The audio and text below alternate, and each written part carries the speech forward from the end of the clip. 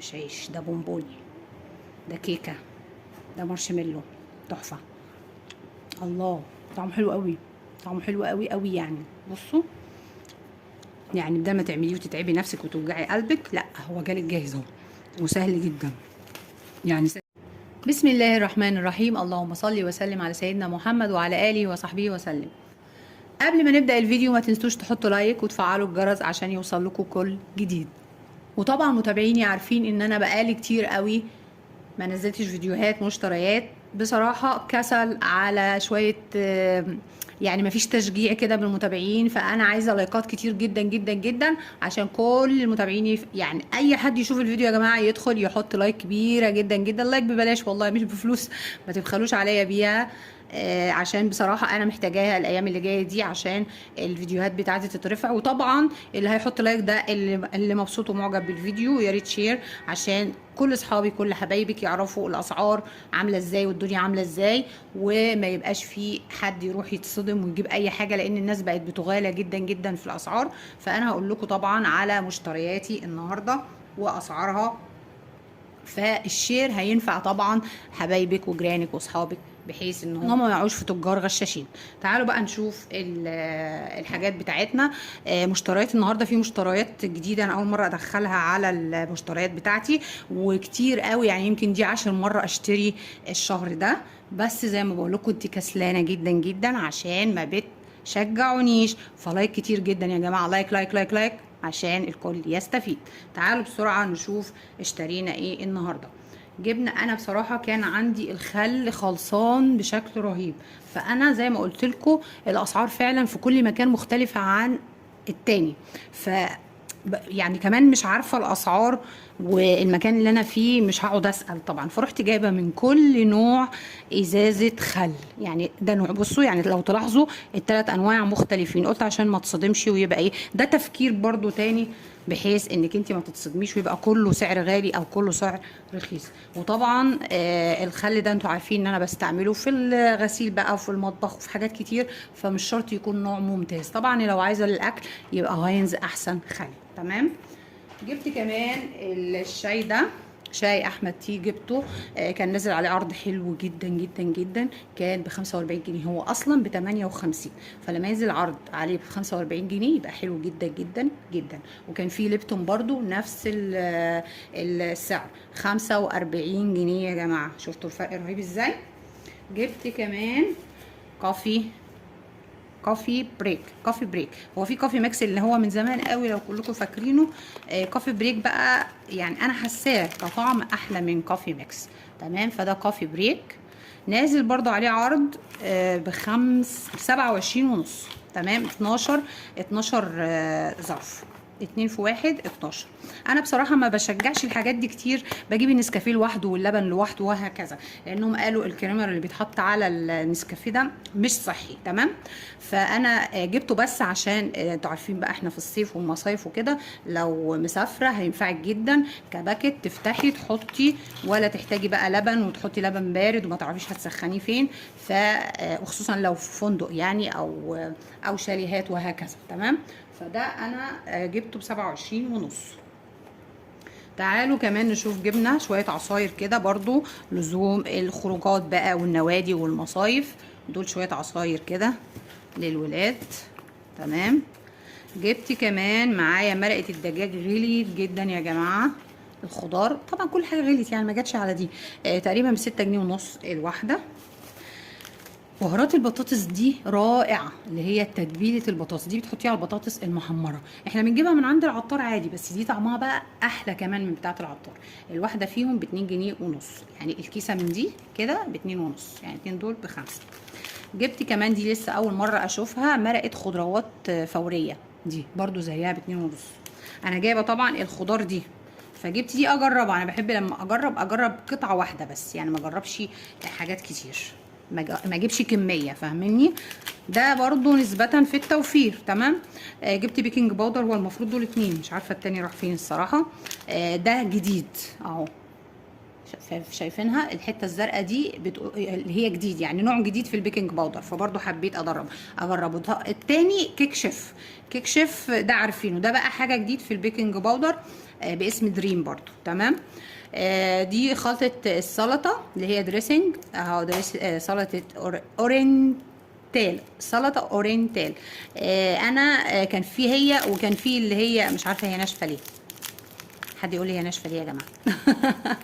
كان في، انا اول مره هجربها برضو، دي حاجات من ضمن الحاجات الجديده اللي دخلتها على مشترياتي، اول مره هجربها. وكان في تانية اللي هي سويت اند ساور برضو، فانا لقيت دي بتتحط على السلطه الخضراء فجبتها. يعني قلت اجرب، انا بحب ايه اعمل دريسنج على السلطه، بتبقى جميله. دريم دي دايما في كل مشترياتي اجيب واحد من ده. انا عارفه ان هو الكريمه بتتباع بالكيلو، بس بصراحه عشان انا في السوبر ماركت فيلا بقى خلصي، انا مش لما احتاج مثلا اعمل اي حاجه فيها كريمه انزل اشتري بقى بالربع وبالكيلو، وبصراحه ما بتعاملش مع بتوع الحلويات قوي يعني. تمام. فبالسوبر ماركت رحت جايبه ده، بحب احط رز بلبن اعمله كريمه، في حاجات كتير قوي بينفع في وقت عوزه. تمام.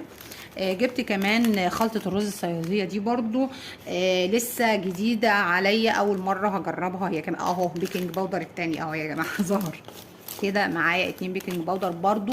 دي الحاجات اللي كل ما اروح السوبر ماركت اجيب منها 2، اجيب واحدة كده. الحاجات دي هي صحيح جملت في الاخر معايا مبلغ، بس بحطها عندي ولازم تتحفظ في التلاجة، خصوص انا خايفة اكون كل ده الفيديو قطع وانا بصور، ففي حاجات هتلاقوها على الترابيزه ممكن سعرها يعني مش متصوره، مش هنعرف سعرها كمان.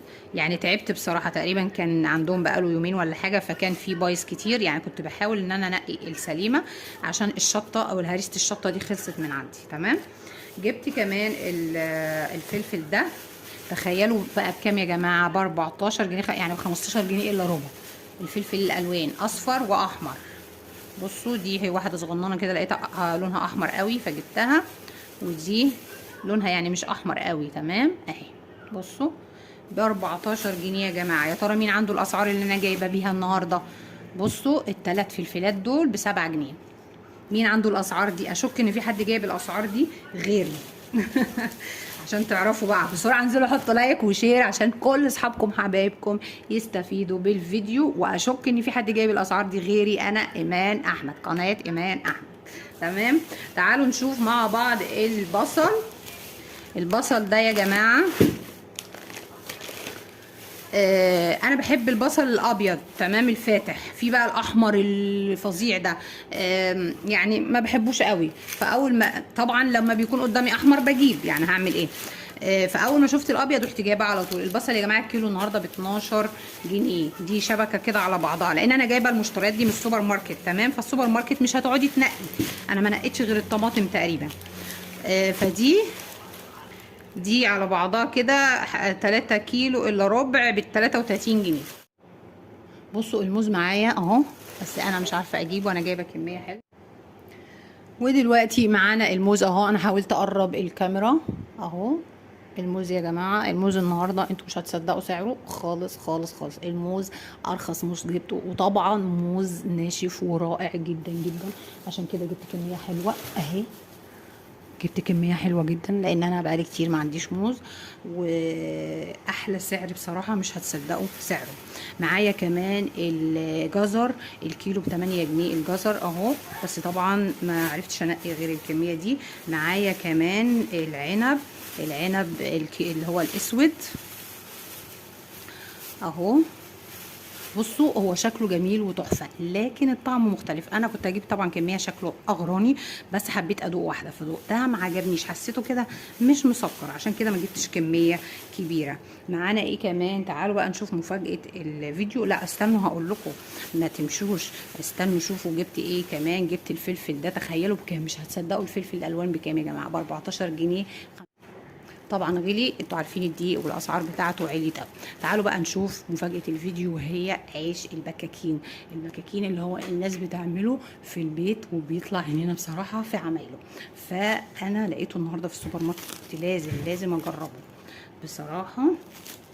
كان نفسي فيه جدا، بس عمايله كلنا عارفين انها صعبه قوي قوي قوي. بصوا تحفه. بصوا بصراحه يعني مش عيش، لا مش عيش، ده بونبوني، ده كيكه، ده مارشميلو، تحفه. الله طعمه حلو قوي، طعمه حلو قوي قوي يعني. بصوا يعني بدل ما تعمليه وتتعبي نفسك وتوجعي قلبك، لا هو جالك جاهز اهو وسهل جدا يعني. ال 11 هم دول 6 ودول 5. ال 11 دول ب 15 جنيه. احنا مش هنشتري كل يوم، هو طبعا غالي بس مش هنشتري كل يوم، لكن طعمه تحفه تحفه تحفه. واحسن ما تتعبي نفسك بقى وتوجعي قلبك وتقعدي تخبزي وتتأجني قصه وحدوته الصراحه. انا كان نفسي فيه من زمان، بس اول ما جبته، اول ما شفته جبته على طول. تمام. وهنختم الفيديو بتاعنا بعيش البكاكين اهو. انا اول مره اشوفه بيتباع بصراحه، ما شفتوش قبل كده بيتباع خالص، انا دايما اشوفه فيديوهات بس. جبت كمان برضو عيش كايزر وعيش فيتو. جبت جميع انواع العيش اهو، فينو وده كايزر وده تورتيلا. جبت جميع انواع العيش لما يكون موجود في البيت الولاد ياكلوا بقى وينبسطوا. بس كده وكده الفيديو بتاعنا خلص. ما تنسوش تحطوا لايك كتير كتير كتير عشان تشجعوني، وشير لكل اصحابكم وحبايبكم عشان يستفيدوا بالفيديو والمشتريات بتاعتي والاسعار بتاعتي اللي مش هيلاقوها في اي حته. وشكرا ليكم والسلام عليكم ورحمه الله وبركاته. اسفه جدا والله، هو الفيديو للاسف اتقطع فيه حاجات كتير جدا وانا ما خدتش بالي طبعا غير وانا بعمل المونتاج. فالمره الجايه ان شاء الله نعوضها في الفيديوهات اللي جايه. اهم حاجه لايك لايك لايك.